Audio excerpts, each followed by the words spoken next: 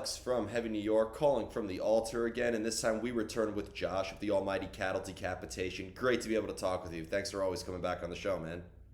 Always, man. Thanks for having me again. Yeah, anytime, man. It's so awesome to have you here. Terrasite is the new album. This album is absolutely epic, and I cannot wait for the rest of the world to hear it. But for people who haven't heard the full length album yet, do you feel that Scourge of the Offspring and We Eat Our Young is a good representation of what this whole album is going to sound like, or is that just scratching the surface of what's to come?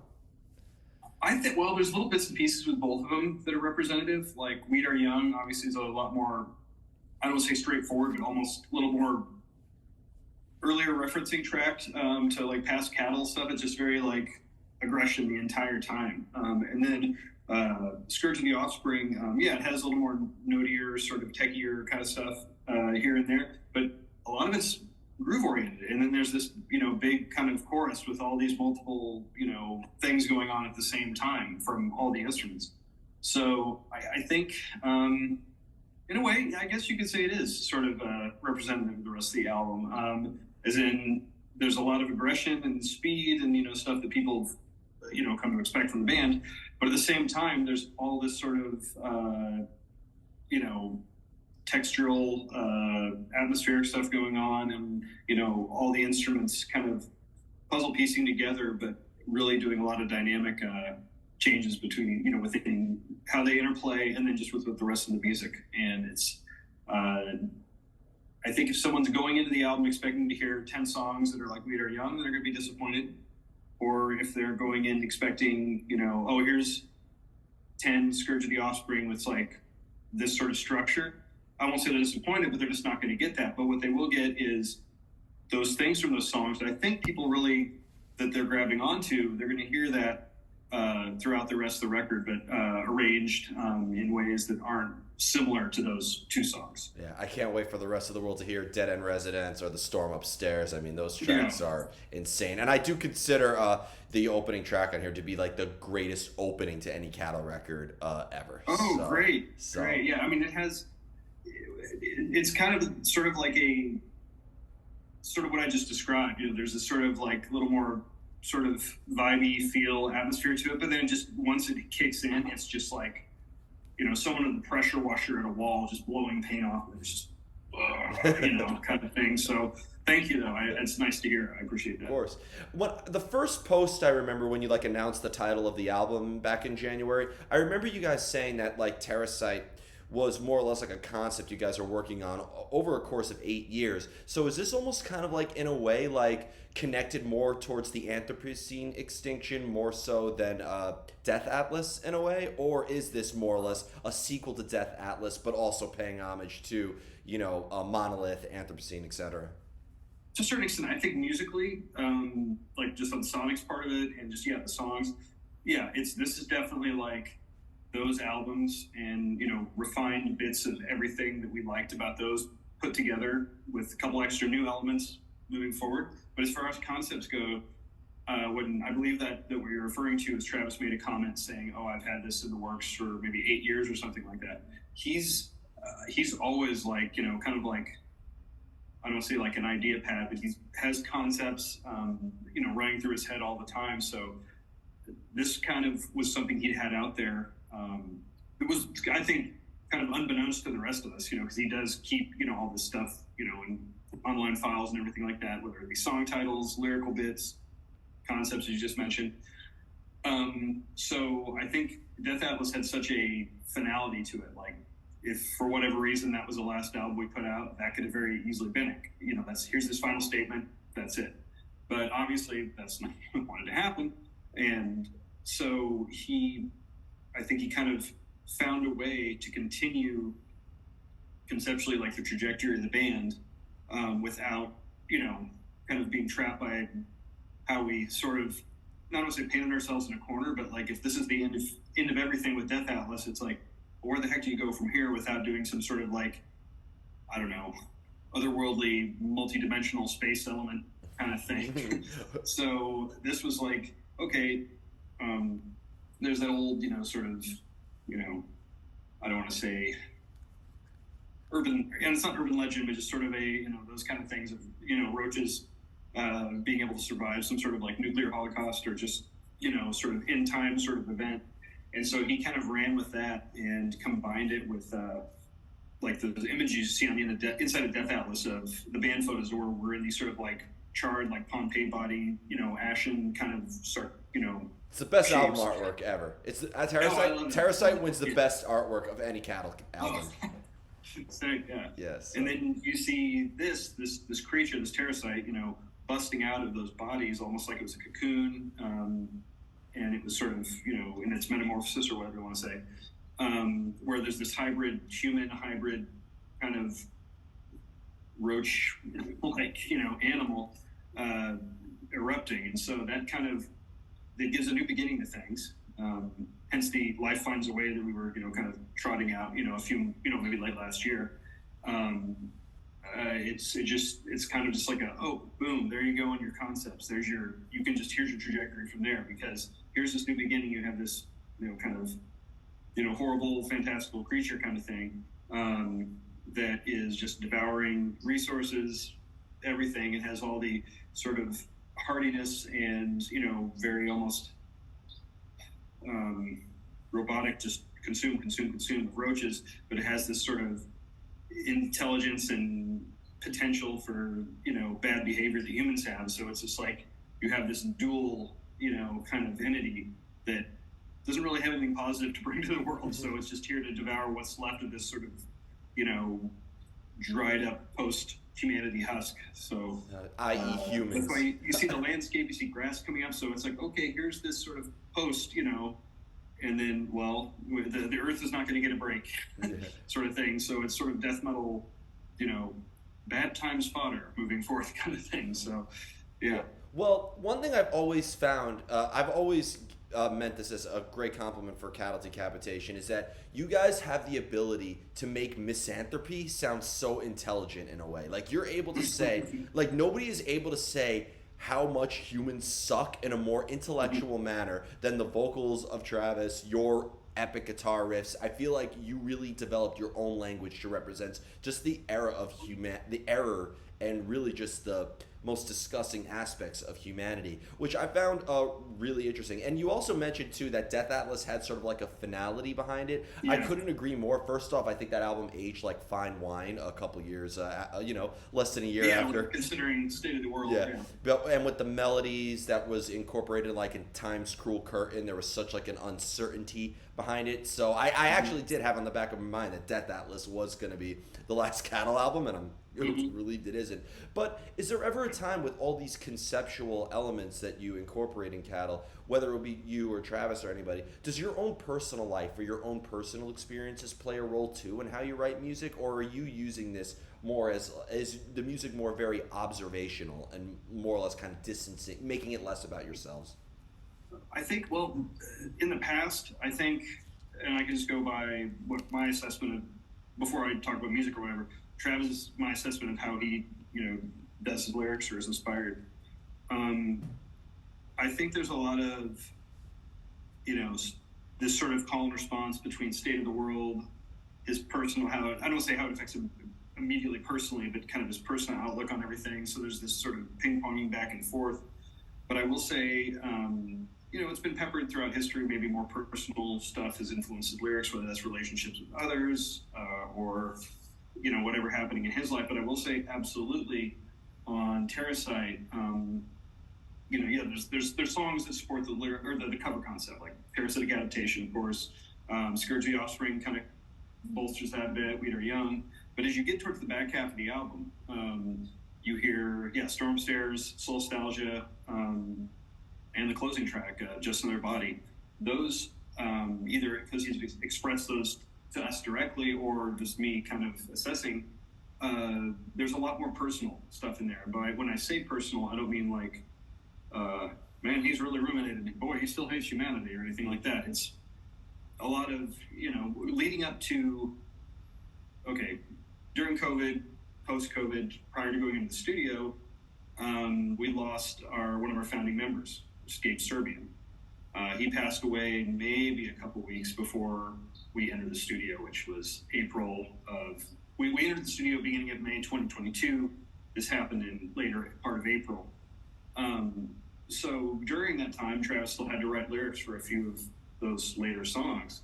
And I would say that event, coupled with several weeks after we're in the studio, Trevor Sternan passing away, um, I think those two things really,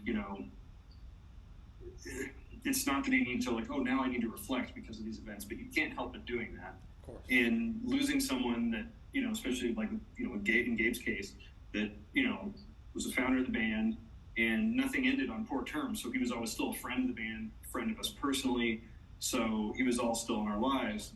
And that was just like, that's what kind of, I think, added more of a, I don't say deeper, but just more of a, just sort of like an emotional, personal touch lyrically, Yeah.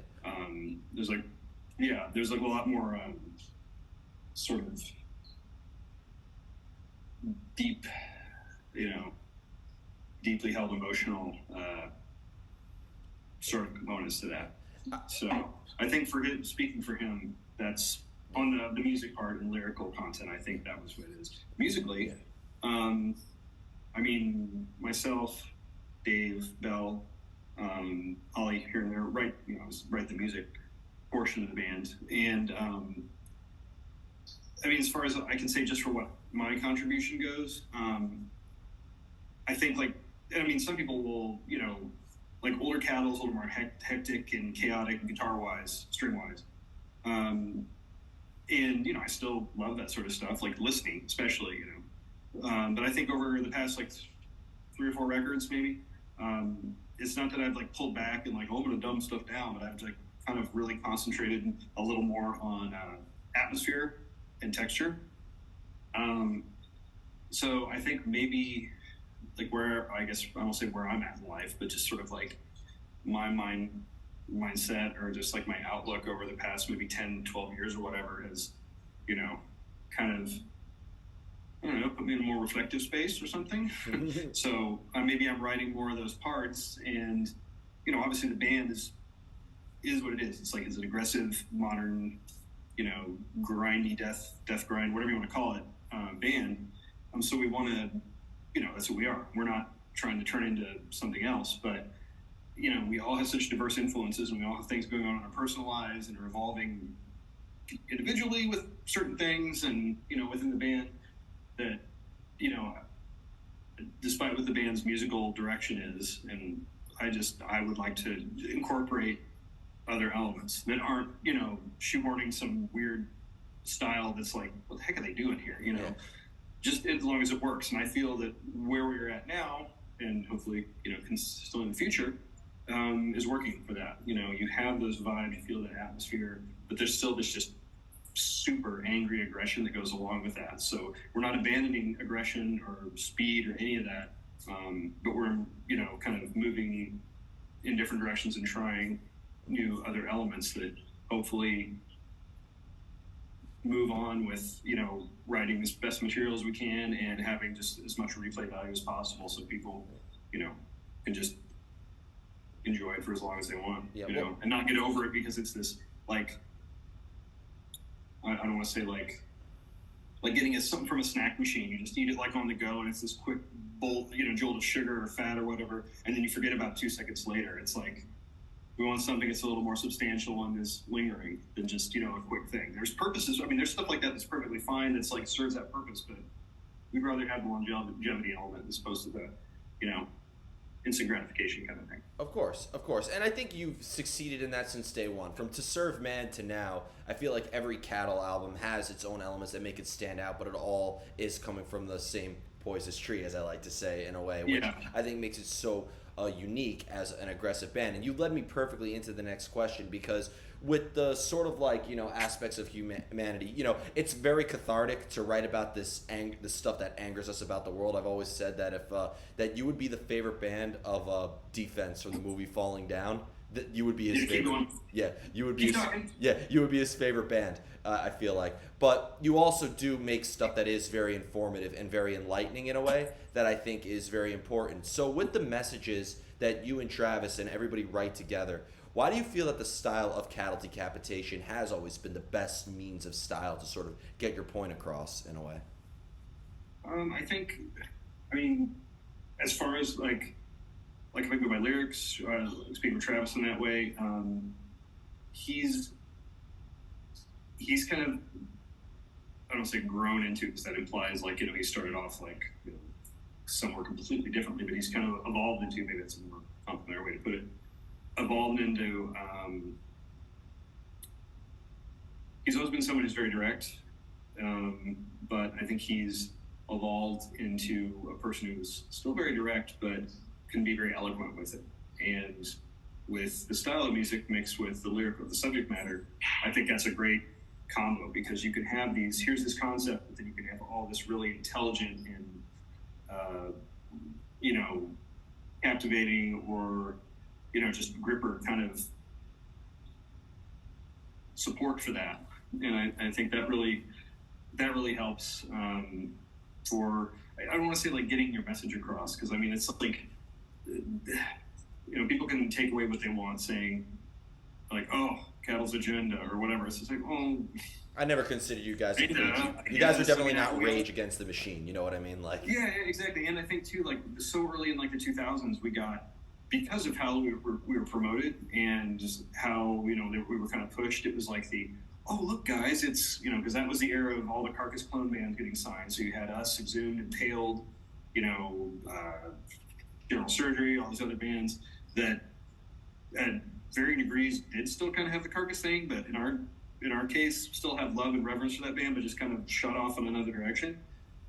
We were signed in that time, so I think we were thrown as like, oh, well, here's Metal Blade's vegetarian grind band, or whatever. So people, immediately sort of saw that, and then decided at that point, 2002, whatever, whether they liked the band or not, and then just was like, oh yeah, it's that vegan whatever band, okay, whatever. And then just fast forward, here we are, 2023, we're still that band to them, regardless of whatever, changes we made or lyrical direction or that. So it's hard. It's kind of hard to shake that off. Not that, of course, it's whatever. But yeah, that's we're about so much more than that. Of course. Yeah. So yeah. And when I listen to your guitar playing, I mean, sure, I do see the Carcass references in there, sure, but like I also see the technical elements of bands like Death or Atheist incorporated in there. I see the traditional Cannibal Corpse, Morbid Angel riffs in there. I feel like your riffs and your solos, like when I first, I still get goosebumps when I hear the opening riffs to Mammals of Babylon. I think I've mentioned that song to you every time you and I have talked. Yeah. But like, I just, and again, Time's Cruel Curtain, it's just chilling to the core. Are your riffs in your instrument, is that almost a self-portrait in a way where like, is it also reflective of maybe an emotion that you were feeling at a time as well? Yeah. Yeah, I think how, there's little bits of like, kind of like you mentioned, like I, came up on, I'm 47 years old. So, I mean, typical progression, like, I like Van Halen, they're my favorite band. Oh, I like Metallica, that's my favorite band. And then, oh, I like, Holy Terror, Dark Angel, those are my favorite bands for whatever time. And your concept of time as a person of that age is like 6 months is like, might as well be 10 years. Whereas now 6 months, I like take a nap and it's like 2 years later. So it went from that to like death metal to grind to black metal and all this stuff, this big mishmash of all these sort of underground styles.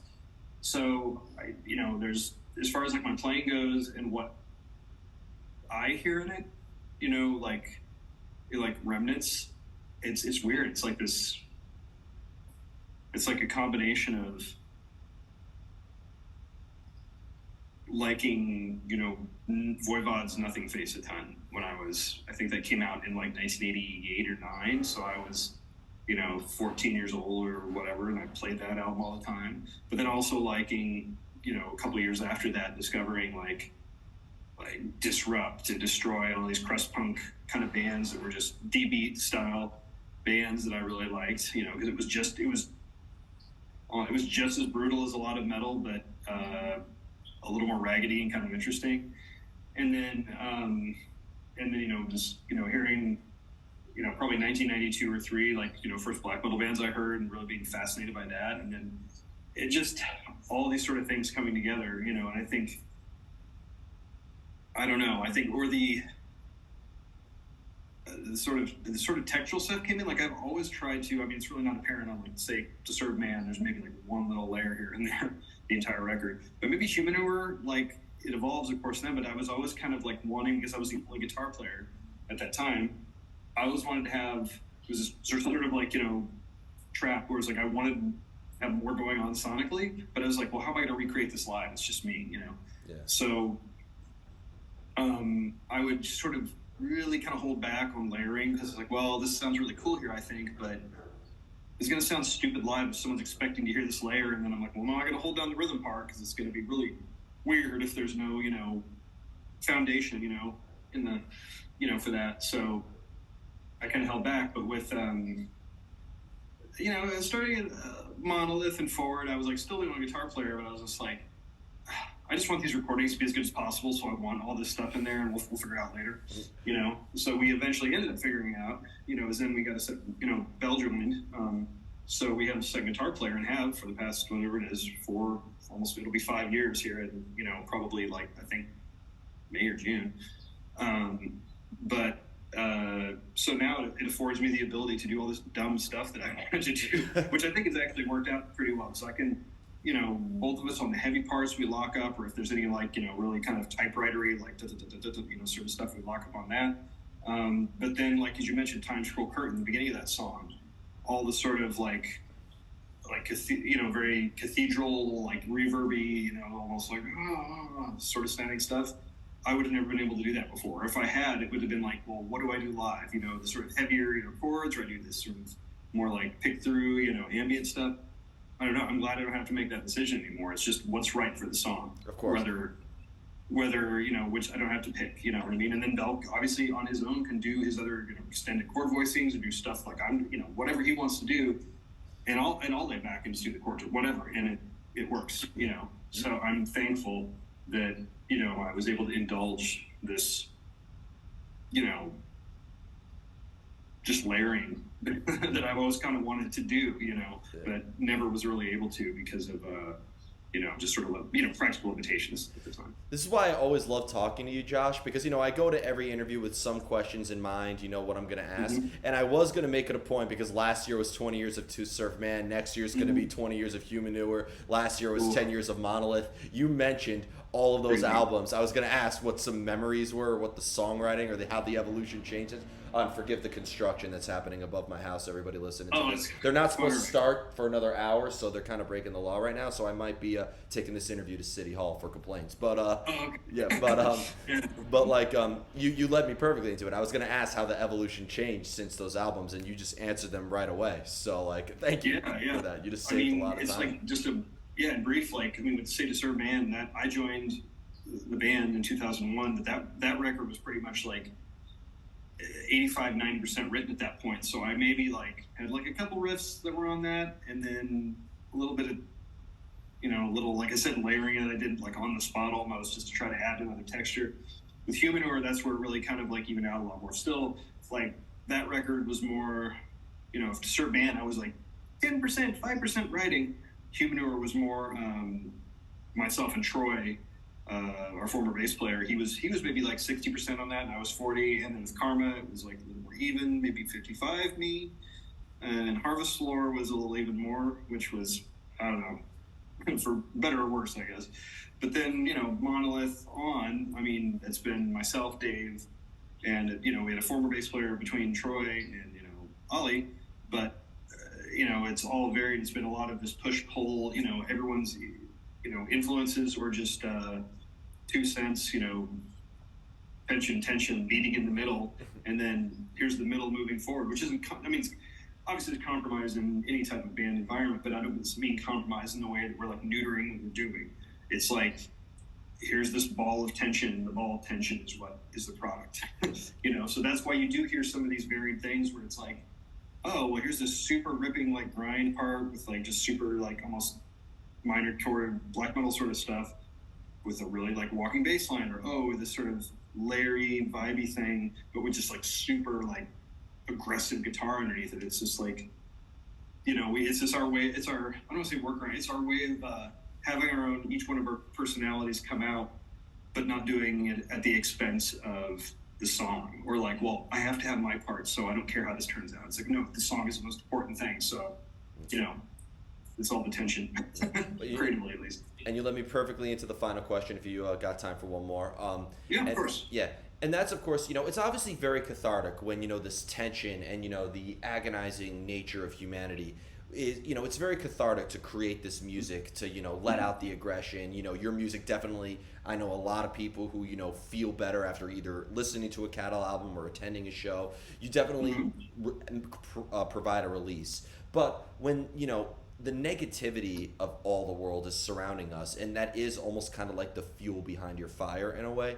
Can that also maybe make the songwriting process in a way just as deteriorating or traumatic or agonizing as it can be cathartic in a way?